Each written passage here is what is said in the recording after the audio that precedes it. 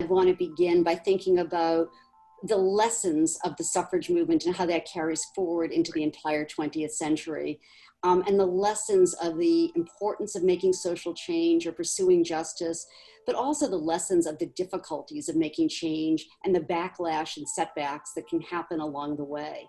And also the nuts and bolts of the work that has to be done: organizing, lobbying, fundraising. There's no way that you can skip any of those things. So one of the things that I often think back to when I think about changes in the 20th century are the lessons that we learned about social movements and how to make change. Good evening and welcome to your library. I'm David Leonard, BPL President and host for this Arc of History Contested Perspectives series. Tonight's lecture, now a conversation, is part of our way of recognizing and marking the end of a whole year celebrating the ratification of the 19th Amendment, recognizing women's right to vote over 100 years ago in August 1920. Massachusetts having done the same thing a year earlier in 1919, and we'll be exploring the ways in which Massachusetts both led and sometimes followed late on different aspects of this issue of civil rights. And so our guest tonight is Barbara Berenson. Barbara is the author of Massachusetts in the Woman Suffrage Movement, Revolutionary Reformers, published in 2018. She's also the author of Boston in the Civil War, the hub of the Second Revolution, and walking tours of Civil War Boston, the hub of abolitionism. Barbara earned her undergraduate degree from Harvard College and her law degree from Harvard Law School. She's on the boards of Boston by Foot and the Royal House and Slave Quarters. She worked as a senior attorney at the Massachusetts Supreme Judicial Court until June of 2019. She's also the co-editor of the book Breaking Barriers, the unfinished story of women lawyers and judges in Massachusetts. Barbara, welcome to our program tonight. And would you just tell us a little bit about how this book came to fruition and what got you interested in this topic to begin with? Thank you, David, for having me here. It is really an honor to join you tonight. So this book grew out of a variety of interests that I have. Like many lawyers, I have a strong interest in history and certainly a strong interest in the history of the city in which I live. And two prior works really culminated in my deciding to pursue the women's suffrage movement based on a close look at Massachusetts. The first was my work on Boston's abolitionists and focusing on the Civil War experience here, and particularly the abolitionist movement. And the other was by working as co-editor on the book Breaking Barriers about women lawyers and judges in Massachusetts, and thinking about how the women lawyers and women judges were allowed to be because of the women's rights movement that grew out, of course, of the abolitionist movement. And those two things together led me to decide to write a book focusing on the Massachusetts women's suffrage movement, which really has been, as we've discussed, very overlooked by history. That's great, and I absolutely want to get into this overlap and dialogue between the abolitionist movement and the suffrage movement early on. Let's maybe just start with clarifying the title of the book, because I did notice it is woman singular. It's Massachusetts in the Woman Suffrage Movement rather than women's plural suffrage movement. So I'm just wondering what's that about, or is that just a matter of convention at the time? It really is a matter of convention at the time. Either is perfectly correct. The participants in the movement tended to refer to their own movement as the women's suffrage movement. They spoke about man's suffrage and women's suffrage. And so I decided to adopt the convention that the participants had used. But calling it women's suffrage is equally correct and really more common nowadays.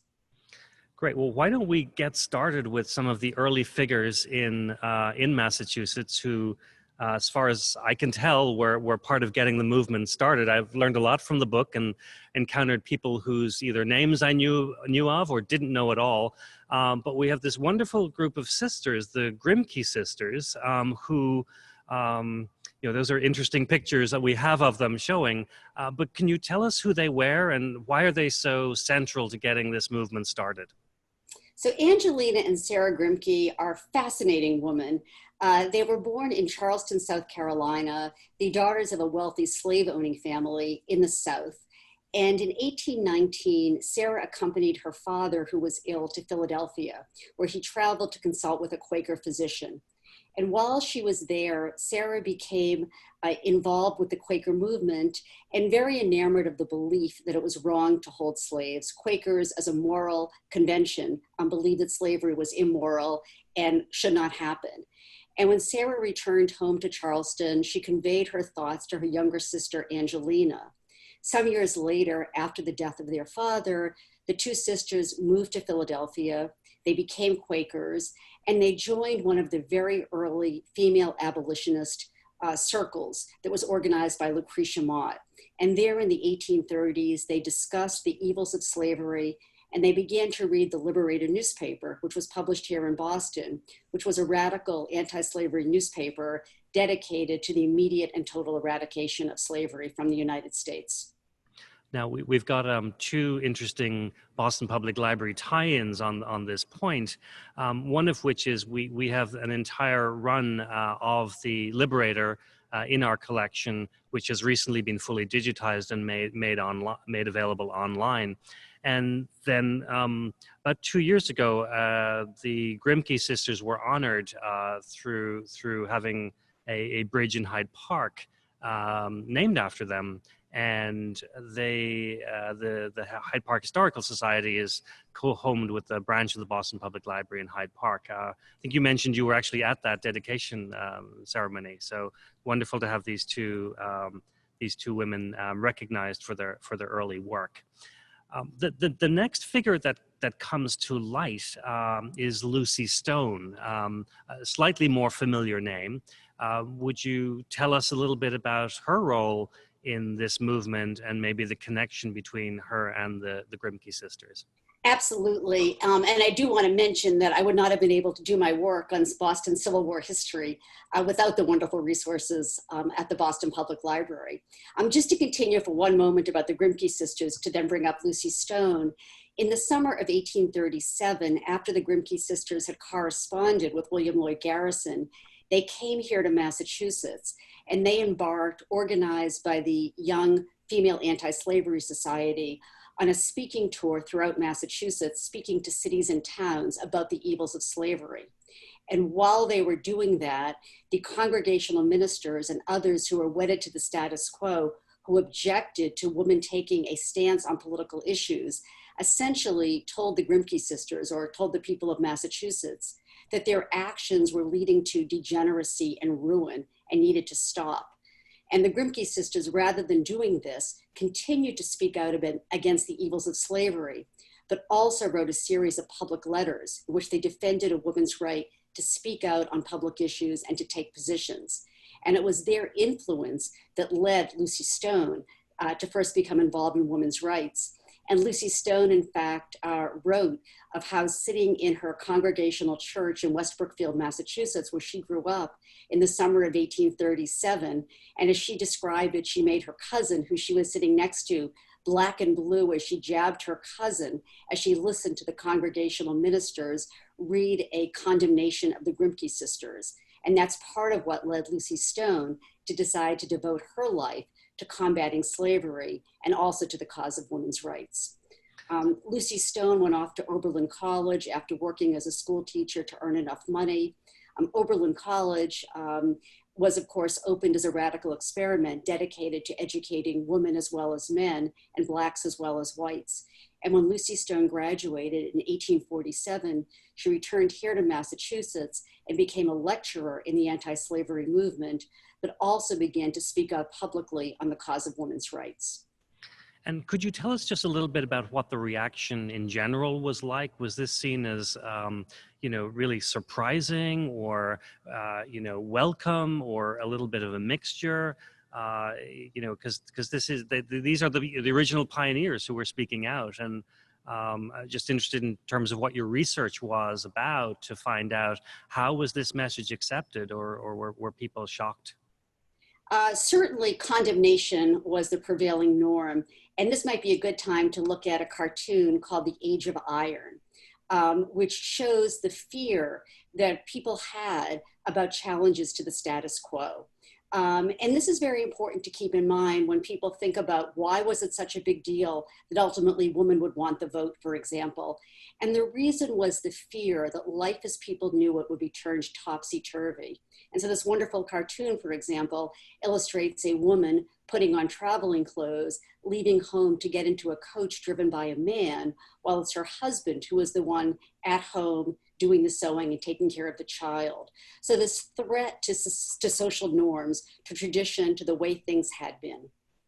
So women who spoke out in support of women's rights were condemned, and they were often faced with mockery and ridicule.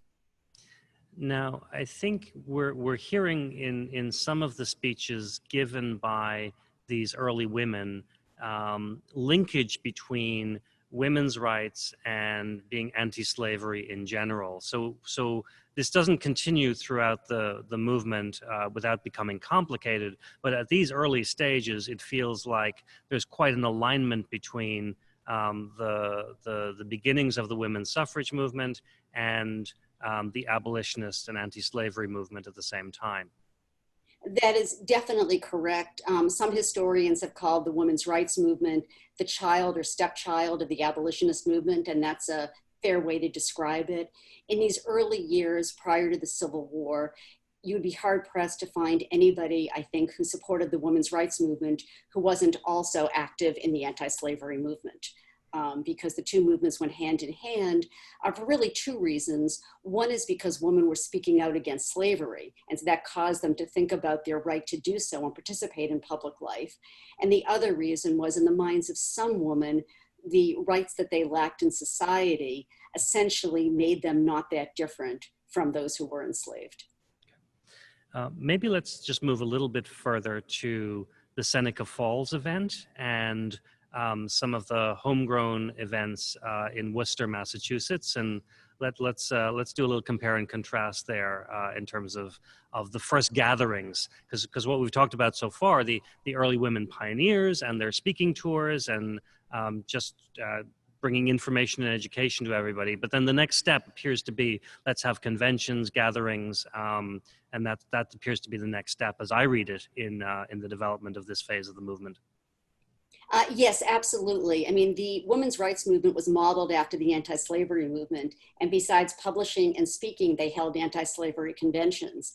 And so it makes perfect sense that the women's rights activists would proceed the same way, understanding that what they wanted to do was to build a social movement. So Seneca Falls occurred in 1848, of course. It was a very important convention, but it was a local convention. It was held in Seneca Falls, advertised in the local media, and about 300 women and some men attended this convention that was given with only 10 days notice. So it was certainly very significant.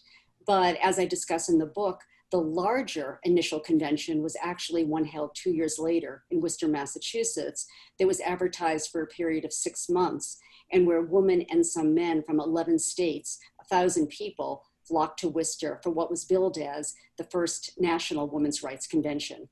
And calling it first, of course, was significant because before people went home, they made sure that committees were appointed to, among other things, plan a second convention for 1 year later. Amazing. And I think Frederick Douglass was in attendance at one or both of these events. Yes, Frederick Douglass was at Seneca Falls and spoke out in support of women's suffrage. Sojourner Truth was among the African Americans present at the Worcester Convention in 1850. And one thing I should say, and this backs up to the Grimke sisters for just a moment in terms of their significance, they were white, of course. But when the Grimke sisters began speaking out against slavery as Southerners, this was before, for example, people like Frederick Douglass had emerged on the scene. So having any Southerner speak out against slavery, even a person who was white, was a very significant development. And if you would, let's just add Susan B. Anthony to the mix as the next emergent figure, because I think this is a name that is even more well known to many of us who are not scholars or historians, but her role becomes one of the most significant in this movement. Absolutely. So Susan B. Anthony first appears on the women's rights scene in 1852 when she attends the third National Convention, which is held in Syracuse, New York. And although Susan B. Anthony was born here in Massachusetts in Adams, she grew up in Rochester, New York. She attends that convention. She was already politically involved while working as a school teacher because she was involved in the anti-alcohol or temperance movement. But she attends this 1852 convention and decides then and there to dedicate the rest of her life to the cause of women's rights. Amazing. And although we haven't talked about Elizabeth Cady Stanton, these three women together become the leaders of this movement for the next period of time.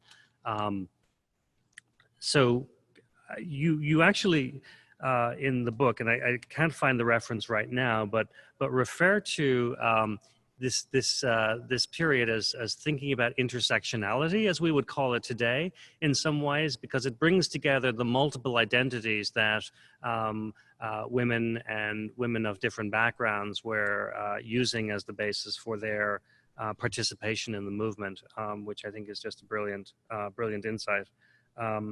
I think this was I found it. It's about Frances Harper.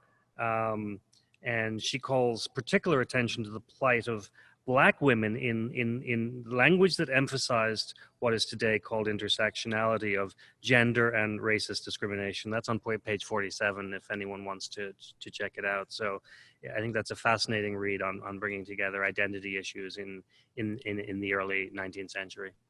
Well, it's really interesting you raised that because, yes, early on, the movement, the primary women's rights participants early on were like Lucy Stone. They were white, native-born, literate Protestant women. But there were others too, including African-American women who would be involved throughout, but often, as we'll talk about after the Civil War, on somewhat of a parallel and connected track. Well, before the Civil War, among the diehard abolitionists, African-American women were welcomed by a number of them, including Frances Harper. But the quote you read is very significant because what she's saying is, in the minds of white women, it's all about rights, rights that they want, rights that they claim.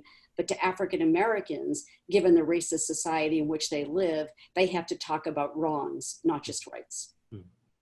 Fascinating. We're at a point in time where 1848 was actually the founding of the charter of the Boston Public Library. So there are other social movements coming into play really around the middle of the 19th century. However, as you discuss in the book, we're about to see a little pause and a few setbacks in the next period. But if you would, let's just take a moment to talk about the national stage at the time, because several of these very important amendments are going forward on the national front before we get to what will become the 19th Amendment in about another 55 years. So we have 13th, 14th, and 15th Amendments in different versions being proposed. So if you would, let's just take the temperature of the national conversation on these issues. Certainly. So during the 1850s, there were all these conventions held, as I mentioned. At the same time, of course, the 1850s was the decade that brought the nation closer and closer to civil war over the issue of slavery. War comes and begins, of course, in April 1861. The women's rights activists put their movement officially on hold during the war so that they can devote all their energy to supporting the Union war effort in whatever ways they could. The war concludes with a Union victory in 1865, and Congress, which for this brief moment in time is still controlled by former abolitionists, is asked to and wants to take up the issue of suffrage. And the question becomes, who should get suffrage? Mm-hmm. And Lucy Stone and Susan B. Anthony, Elizabeth Cady Stanton, and their allies very much hoped that Congress would adopt an amendment that would grant what they called universal suffrage, mm-hmm. suffrage for all, regardless of race and regardless of gender. But Congress decided that it was, in their words, the, quote, Negro's hour, end quote, and decided to pursue a 14th and then a 15th Amendment that would enfranchise African-American men, but leave women out. And that caused the next, a schism within the young women's rights movement. Right. And so we see, the Civil War, 61, 65, and then these various schisms, which I think shows up in particular way, when I think her name is Shaw succeeds Susan B. Anthony, and then gets called out on some of these issues by W.E. Du Bois. And so there's a whole tension that goes on for several decades actually between the different interests, and we actually have a split in the two into two separate women's rights movements during this period. So maybe you would trace the interests of both of those, and then we'll take this back to what happens next in Massachusetts. Certainly. So when the 15th Amendment was being debated, the women's rights leaders met in what they called the Equal Rights Association. That's what they had renamed the conventions following the Civil War, yep, to discuss the 15th Amendment. And at that point, it was clear that there was going to be a disagreement, a fundamental disagreement over the 15th Amendment, right, because Susan B. Anthony and Elizabeth Cady Stanton refused to support the 15th Amendment if women were left out. And they refused to do so in very racist terms, saying that if any group were more deserving than the other, it would be white educated women. Wow. Lucy Stone, for her part, was also terribly disappointed that the 15th Amendment would leave out women, but she said that she nevertheless would support it because at least some group would get out of the terrible pit of disenfranchisement. And of course, remember, these were women of strong wills, strong dispositions. And on the heels of that fundamental disagreement over the 15th Amendment, they split and formed competing rival suffrage associations, one of which, the American Women's Suffrage Association, was based here in Boston. The other organization, formed by Elizabeth Cady Stanton and Susan B. Anthony, the National Women's Suffrage Association, was based in New York. And they finally reconciled, forced together by the next generation 20 years later. But for 20 years, there were two competing rival suffrage associations. And that's one of the things I really wanted to trace in my book, since so often historians tend to discuss only the work of Anthony and Stanton during that 20-year period, when I argue that actually perhaps the more vital work, or certainly equally vital work, was being done, led from here in Massachusetts, courtesy of the American Women's Suffrage Association. So does that mean you form a position as to who was right, the purist or the ones that were supporting this coalition movement to advance everybody's rights? Well, it's interesting because sometimes people have the expectation, of course, and the wish that reformers will be perfect. And reformers are not perfect, just like nobody is. In this case, however, I thought it was pretty clear personally to side with Lucy Stone and the American Women's Suffrage Association. It's not as if she gave up the claim to women's rights. It's that she accepted that the dangers and the predicament of African-American men was so severe that she was willing to support it and continue the quest for women's rights. It's also true that the way in which Anthony and Stanton decided to oppose the 15th Amendment uses such offensively racist terms that it's very hard to really support what they were doing during those 20 years. Right. So it's more that their language was unhelpful than perhaps the concept of a purer stance, if it was in fact racist. Their language was very racist. I mean, they certainly were motivated by racism. In terms of a purist stance, it's very hard to go back in time and try to figure out what would have happened if everybody had adopted the Stanton-Anthony approach. One of the things I argue in my book is that even beyond support for the 15th Amendment, that it actually is the strategy and tactics that Lucy Stone developed here in Massachusetts for the American Women's Suffrage Association that ended up being the successful strategy and tactics. So I actually have a second reason for becoming a fan of the American Women's Suffrage Association. Great. And I think we have a couple of graphic cartoons or editorial cartoons to illustrate a few more points. And because we move into an era where I think you described this as a new alliance between women going to college, the new emergence of a women's working class, and African American women in particular, who may or may not have overlapped with those groups. And so maybe we can take a look at a couple of the cartoons from this period, and if you would talk us through what you see and what's going on in the movement at this time. Certainly. I have to tell you that I am not able to see the cartoons right now, which is fine because I know them well. So if you can just describe which one is showing, I'd be happy to. This is the Just Like the Men one from 1913. So the Just Like the Men cartoon, that is a very important cartoon. That is much later in the movement. So just to backtrack for one moment, in 1890, as I mentioned, these two organizations reconcile and form the National American Woman Suffrage Association. Lucy Stone dies soon thereafter. Elizabeth Cady Stanton never really cares to run organizations. And Susan B. Anthony takes the helm and leads that new association to the turn of the century when new leadership takes over.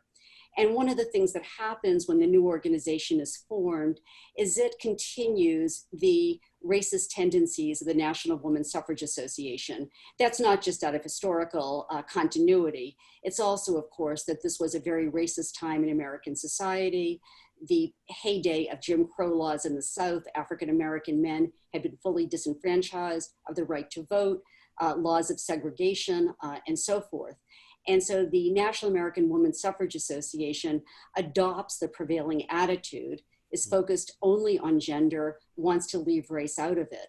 And so what their cartoon is illustrating is just like the men, the woman carrying the Votes for Women sign is not welcoming to the African-American woman who is carrying a comparable sign. I do just want to mention that African-American women are very involved in the suffrage movement throughout. They're involved with national and state organizations as best they can, and they start numerous separate organizations of their own. But they really are, because they're not welcomed by many and not welcomed by the white leadership, they are to some extent on a parallel, although intersecting track. Mm-hmm. We now, we have the Josephine St. Pierre Ruffin image up as well, if you wanted to introduce that for our viewers. Sure. So Josephine St. Pierre Ruffin was one of the leading African-American suffragists from Massachusetts. She actually got her start in the abolitionist movement before the Civil War. And after the Civil War, she continues to be involved. She joins the American Woman Suffrage Association led by Lucy Stone. And then very significantly, later on, she forms an early club for African-American women called the Women's Era Club. She founds it with her daughter, Florida Ruffin Ridley, Mariah Baldwin, who's a school teacher after whom the Baldwin School in Cambridge is named. And they start this club dedicated to furthering the interests of African-American women in terms of combating both gender discrimination and significantly racism. Ruffin becomes really a national figure in 1895 when she calls a convention to be held in Boston for the first time ever, a convention of African-American women's clubs. And they convene here in Boston, and that's the precursor to organizations like the National Association of Colored Women. So a very, very important woman. I should also just mention that, as you might expect, Josephine St. Pierre Ruffin was from what you might describe as the African-American elite in Boston. So her husband, George Ruffin, for example, was the first African-American graduate, I believe the first, from Harvard Law School, and definitely was the first African-American judge appointed in the state of Massachusetts. Okay. So the two significant developments late are the school committee win, which appears to be in Massachusetts the first real opportunity to grant, at least in part, the right or recognize the right to vote to women for a specific purpose. And from there we get later then to the actual amendment the ratification of the amendment in Massachusetts. So would you connect those two dots for us as well? Certainly. So one of the things that Lucy Stone and the American Woman Suffrage Association figured out was that in order to get a federal amendment someday, there was no substitute for the long, slow, painful work of trying to enfranchise women state by amending state constitutions, because they recognized that ultimately to get a federal amendment, you would need support from 2/3 of the members of the House and the Senate, and ratification by 3/4 of the states. So they knew, and sometimes historians have condemned them for so-called wasting their time in this long, slow, state-by-state campaigns with many losses. One of the things I argue is that those were necessary. They built the movement, the momentum, and the gradual shift in public opinion that would later make victory possible. And so that was the approach that was taken in Massachusetts. Massachusetts, women were allowed by the legislature to vote in school committee elections in 1879. That was the easiest kind of victory for women to win because, of course, there was nothing closer to the traditional sphere of a woman's work than taking care of children and educating children. So women were allowed to vote for school committee here in Massachusetts in 1879. The suffragists then hoped they would be able to take the next step, get their foot in the door, the next possibility, and embarked on a campaign for municipal suffrage to permit women to vote in city and town elections. And that actually came up for a vote in Massachusetts in 1895. The legislature put out an advisory referendum to the public, to the enfranchised public. So they allowed men to vote, and they allowed women who were registered for school committee elections to vote on whether or not they advised the legislature to extend suffrage in city and town elections to women, and it was resoundingly defeated by the male vote, over 2-1. Most of the women, 96% of the women who voted for that extension, but the legislature refused to do it. So the women of Massachusetts, despite their efforts, remained disenfranchised except for school committee. They made another attempt in 1915, when by this point, a number of states in the West had enfranchised women through the success of the state-by-state campaign. And in 1915, Massachusetts, along with New York, New Jersey, and Pennsylvania, the legislatures in those 4 states proposed amendments to the state constitutions to enfranchise women in each of those states and put the matter to the voters, all of whom were men, because only the fully enfranchised were allowed to vote. And it was actually defeated not only here in Massachusetts, but in every one of those other states also. So, you can look at it as a story of failure, but the other way to look at it, of course, is that each time there's a failure, more progress is being made, no matter how long and slow and torturous, really, the road was. And then we get to 1919 and 1920. When we have so how progressive was Massachusetts ultimately compared with the other states in ratifying this amendment? So I think you have to divide the country into certain regions to think about that. So as I mentioned, the states that first enfranchised women were in the West. So the first states to enfranchise women were Wyoming, Utah, Colorado, for example. And then gradually, starting in 1910, 1911, you have Washington State, you have California, and other states from the West.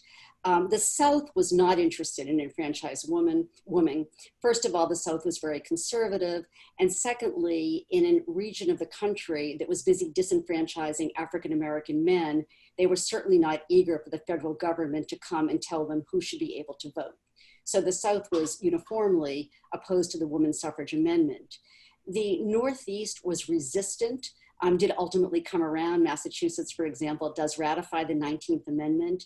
The resistance in the Northeast is due to a number of factors, but after the Civil War, that reformist era gives way to an era that we now call the Gilded Age, an era of big business, big fortunes, wanting to preserve the status quo. And victory would not come until the women's suffrage advocates were able to finally make an alliance with, for example, the working class. And that really didn't happen until into the 20th century, when they were able to work with labor unions of men and women and persuade working men and women, for example, that suffrage would benefit them. So it's a long and complicated, almost 100-year story. Right, and in Boston in particular, we have the emergence of the Boston Brahmins, who are made by early businesses in that period, and so are a mixture of conservative business people, but ones who like to think of themselves as, and businessmen really at the time, and really who like to think of themselves as progressive. So I think my reading of this is that we have these amazing women, white and African-American, who emerge as incredibly progressive figures, but that the body politic as a whole is really not quite as progressive as some of the women we've been talking about so far tonight. I think that's a very apt way to put it. The other thing that's important when you mention the Boston Brahmins is their wives, because in addition, there were many women who were active in the anti-suffrage movement. And the strongest anti-suffrage movement in the country probably was the one based here in Massachusetts. And it was largely led by the wives and daughters and mothers of the Boston Brahmins who you mentioned, women who wanted to protect their position of privilege and preserve the status quo.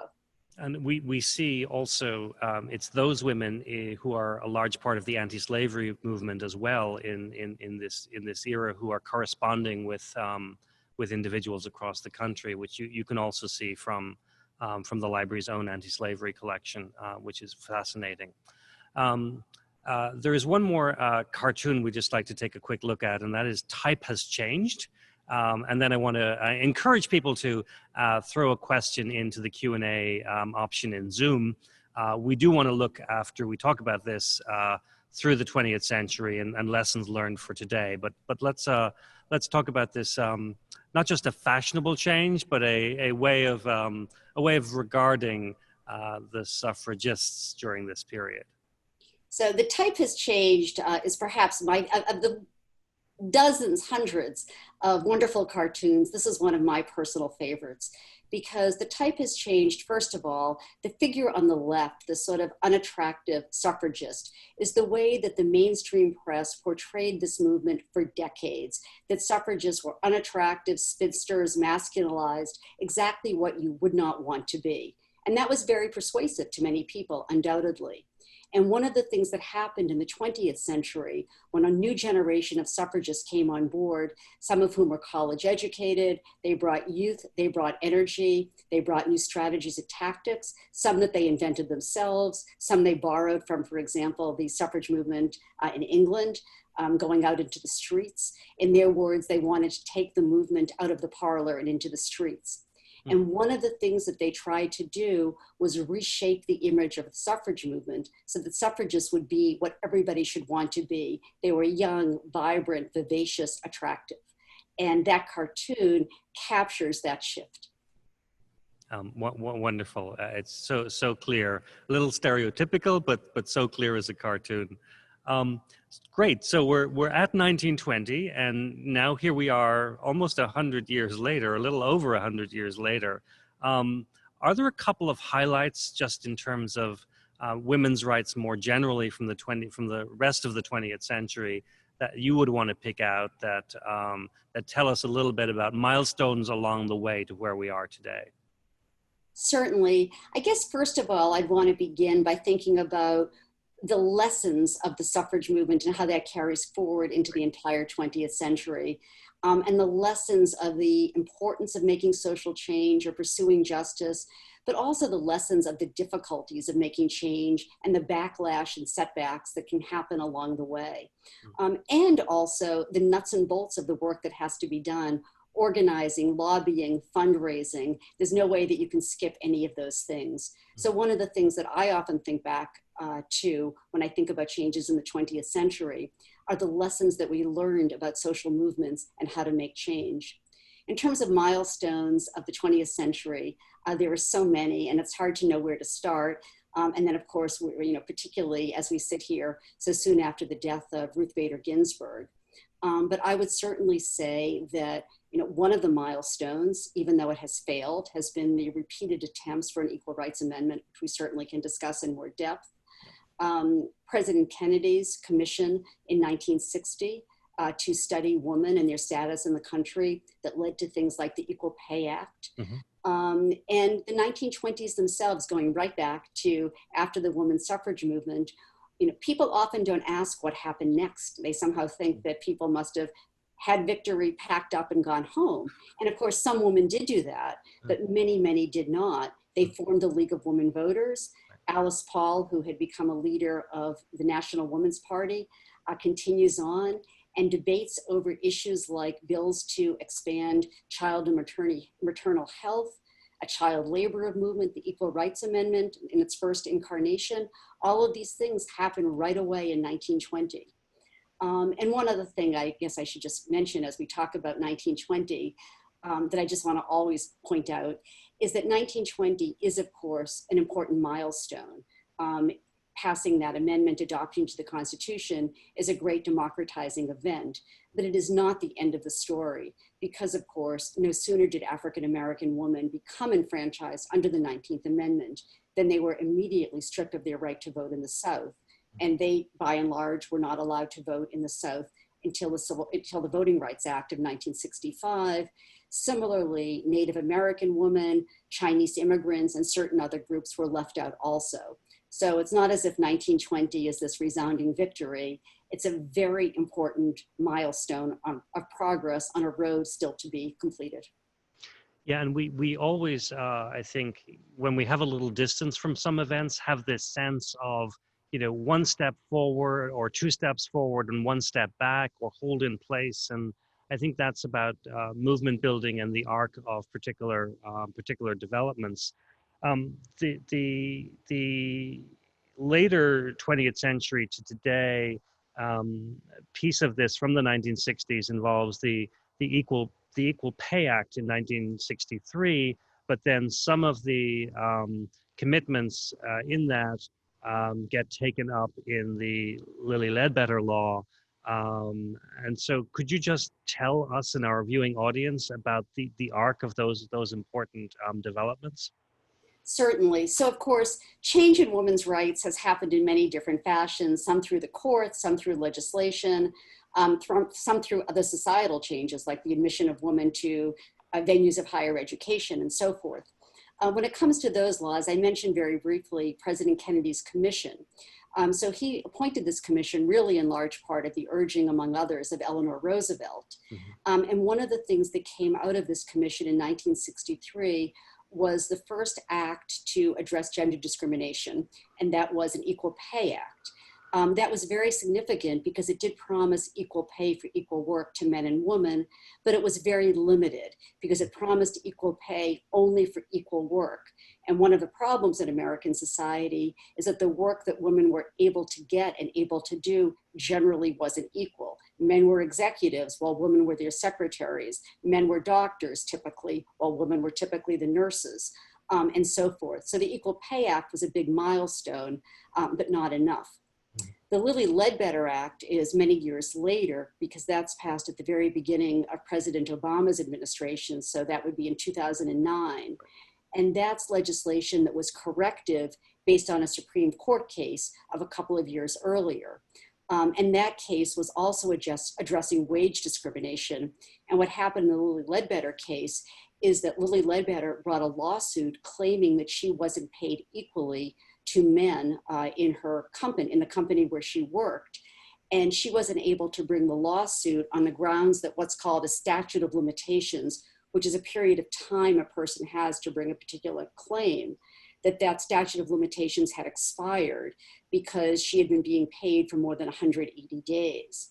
And in dissent, Ruth Bader Ginsburg, writing for the dissent, argued that was outrageous to start a statute of limitations running when people typically don't know how much other coworkers are getting paid. That's not something that's on websites or necessarily accessible. And so she argued that the statute of limitations should not begin running until that information was known. And the Lilly Ledbetter Act essentially does that by providing that the statute of limitations starts to run as paychecks are issued, so that a person isn't precluded from bringing that action. That's also, as the lawyer in me speaks, an excellent example of a court case that went one way being addressed by legislation that goes the other way.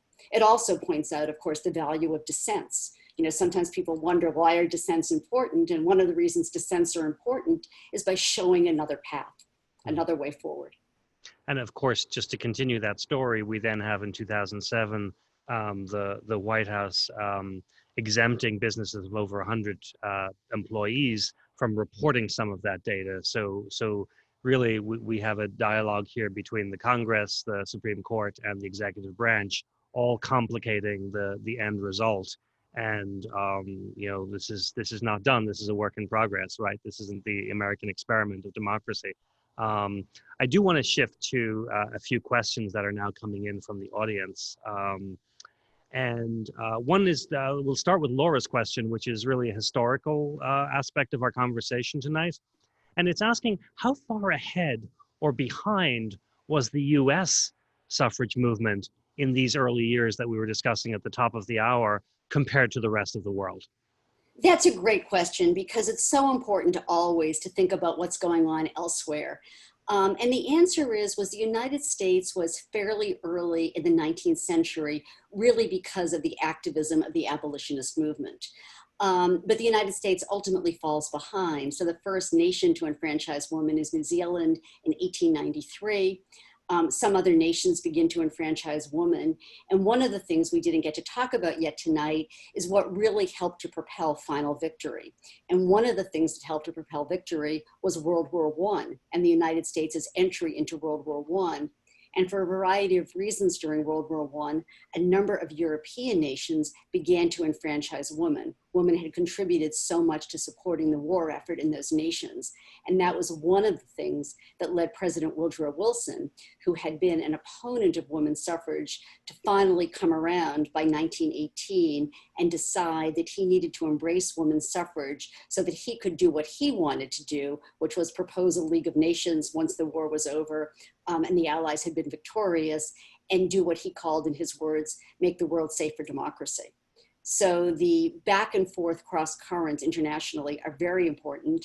And just one other quick note on that, one of the many things I find so extraordinary about the suffragists is how quickly and often they trotted across the ocean on boats. I mean, this was, among many of them, truly an international movement. They learned from each other and they visited each other and they worked together and collaboratively. But mostly they learned from each other. In fact, I think there was a figure lost at sea who was on their way to one of the early conventions, early gatherings, who would have been a significant speaker. Don't remember where exactly in the book that was, but I remember being. I think you're talking about Margaret Fuller. That's right. Yes, yes, Yeah, of course. because Margaret Fuller had written her seminal work about women's rights in the 1840s. Right. And in 1850, having been abroad as a war correspondent, she and her common law husband, I guess is probably the best way to put it, and her child were on their way back home to the United States, where suffragists hoped that she would be a featured speaker in 1850, but their boat sank, as you mentioned, off the coast of New York. I'll take Gabriella's question next, and there's actually two parts to this. The first part is, were the Massachusetts women, was their movement too narrow? I think we talked a little bit about this in terms of what their focus was. And then the second part is, what did the women who were still active, what did they do after the 19th Amendment to continue promoting women's rights? And she says she's asking specifically about the Stanton and Anthony contribution. So there's a little unpacking to do in that in those two questions. Certainly. So in terms of was the movement too narrow, I'm not quite sure what she's referring to, but one possibility is that at a certain point, and this was true of Lucy Stone earlier than, for instance, Elizabeth Cady Stanton, was a decision after the Civil War to focus on suffrage and to not, and this is actually the words of Lucy Stone's husband, not to load up the good ship suffrage, as he put it, with conflicts and controversies over all sorts of other issues, since of course the injustices that women confronted were far and wide. So in that sense, it was a more narrow movement, but that narrowness, the focus on the vote, is what ultimately did allow many different women from many different walks of life to come together in agreement. After 1920, people divided and used their new political, their access to the ballot in numerous different ways. And so women adopted different issues that were important to them. So there was a pacifist movement, for example. I mentioned advocates for the Equal Rights Amendment. Maud Wood Park, who had been the lead lobbyist in Washington for the National American Women's Suffrage Association and becomes the first president of the League of Women Voters, is also the head of what's called the Women's Joint Congressional Committee. And it's that organization comprised of the League of Women Voters and a number of other women's groups that starts to create a legislative agenda to push the rights of women forward. So there were many different spheres in which activity was happening after 1920. That great, very, very, very detailed answer. And I know this is going to be a difficult question for a historian and a researcher, but of the women that you encountered in your research, are there a couple that you really think should be household names that aren't really known to the general population? That is a great question, and it's really hard to answer because the honest answer is there are so many. Right. And one of the historical tragedies of the women's suffrage movement is that it has turned into just a couple of names or several names in the minds of many. I'm not sure I can answer that really fully since I admire so many different people for so many different reasons. But one person who I've mentioned over and over tonight, for example, is Lucy Stone. Who really probably deserves top billing along with Susan B. Anthony, Elizabeth Cady Stanton during the early decades of the women's rights movement. That's amazing. We have time for a few more questions. In the meantime, one thing that struck me as someone who did not go to school in the US, I didn't come here till doing graduate work. I wondered, how much of this detail is available to our children going to school today, whether it's through history or civics or other subjects that are of interest. I just wonder how much of this information do they get to encounter? That's an excellent question. I'm not sure I can give a detailed answer since obviously it's district by district and curriculum by curriculum, but I have taken a look at a number of high school history textbooks in recent years. And I would say it's given very short shrift. The Seneca Falls Convention, which emerged due to the history writing efforts of Anthony and Stanton, as they billed it as the beginning of the movement, which is why it gets top billing over, for example, the Worcester Convention. The Seneca Falls Convention is certainly mentioned as an early start of the women's rights movement. And then I would say that by and large, with some exceptions, it kind of disappears until you get to the Progressive Era and World War I. So the years between 1900 and 1920, when it is paid attention to, but again, briefly. It certainly is not given the attention that it deserves. And that is true of African-American history, women's history, anything other than sort of standard. And one of the challenges is how to not make it only separate courses and separate discussions, but to better integrate movements like the women's suffrage movement into American history. I mean, it is, among other things, an example of a profoundly successful, peaceful social movement. As a not just a historian and researcher, you are deep in the legal profession, and the legal profession often overlaps with the political field. And one way I think that we as a nation judge the success of just general inclusion is the emergence of key figures in key roles. So the two areas that come to mind to me are the Supreme Court. And we have had amazing women in the last several decades on the Supreme Court, and also national office in the roles of president and vice president. So I'm just wondering how you think about that as a litmus test or a test of how far we have come and how far we have to go. That, like all your questions, is a great question. I mean, one of the things about firsts, and when you think about, the first woman Speaker of the House, or the first time a woman's been nominated for vice president, or the first time, like Hillary Clinton in 2016, a woman led a major party ticket, is both to celebrate the achievement and also to wonder, why are we still only getting to the first in whatever year it is that we're only arriving at it.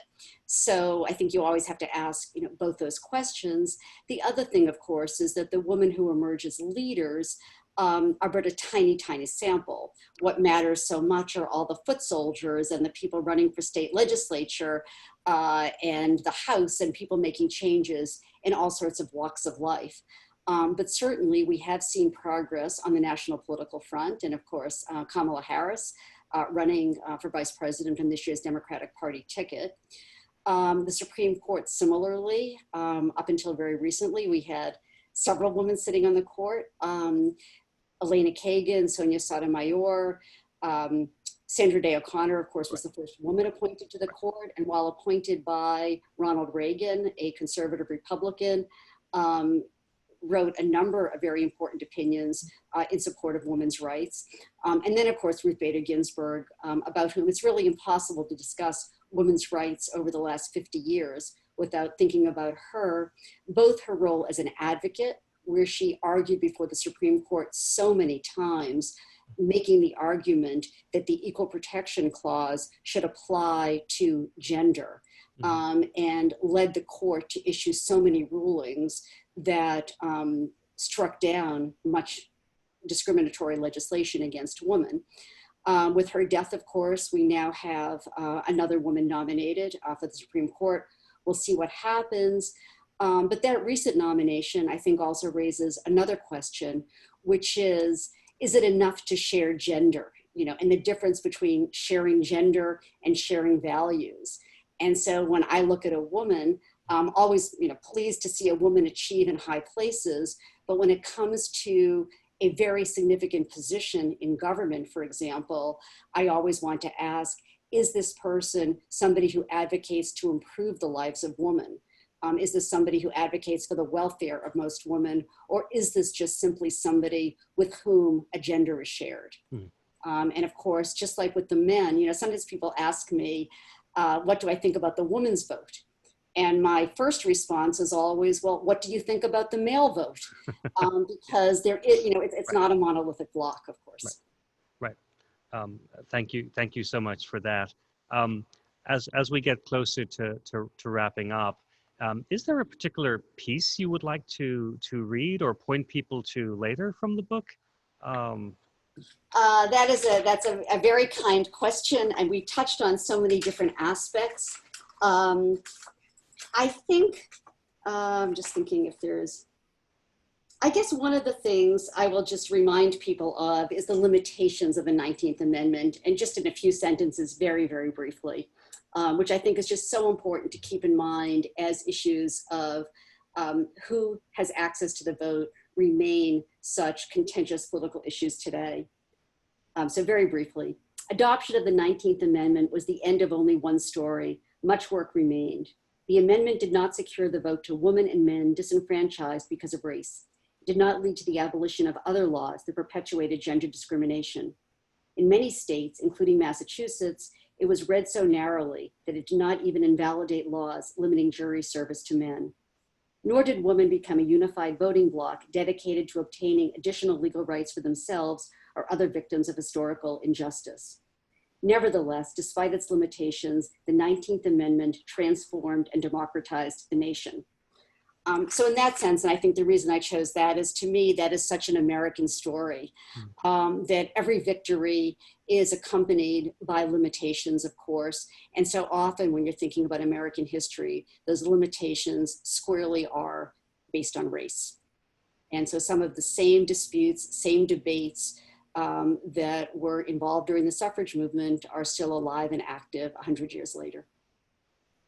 Well, Barbara, I think that's a great note to end on. I know we're competing against several other topics and events this evening. And I know you'll be speaking also at a couple of other library events across Massachusetts in the coming weeks. So people should feel free to check those out. So once again, thank you so much. And I have a few closing comments about what's next. Thank you so much for having me. It was an absolute delight. Thank you. Thank you, Barbara. Thank you for all of the questions that came in. I think we got through most of them. Again, if you want to check out Barbara's books, either on this subject or other subjects, please visit your local library. You can check us out at bpl.org.